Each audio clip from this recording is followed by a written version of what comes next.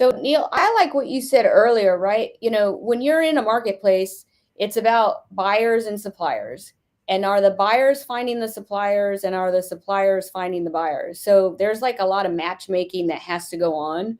And so I think when we have our industry days, we have teams that have reverse industry days, which I love because then that's kind of opening it up with here's some like a scope or an area of interest that we're looking for, some of those areas of interest that I already identified.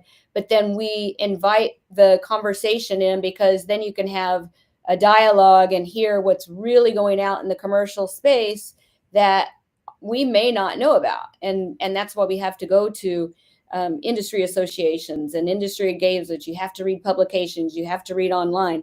So that's one way to get your information. But the other one, is you want to be you want the door of information to be open, and you want it to be revolving, so that you are getting something from somebody and they're approachable, and you need to know, like, okay, well, to your original question is like, are we getting enough?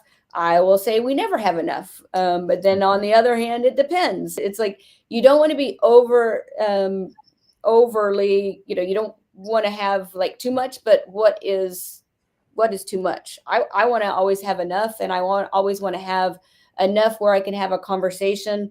When we are lowering barriers to small business, competition is key. That's one of my bosses, Honorable Hunter, Mr. Andrew Hunter. He has asked us, like, how do you lower barriers to entry? And one of that is competition. And so, to your question of are we getting enough, we want to have competition and to drive that conversation. And I don't want to put a grade on it, but I'll just say I have an insatiable appetite for, supplier and knowing what's going on with the market.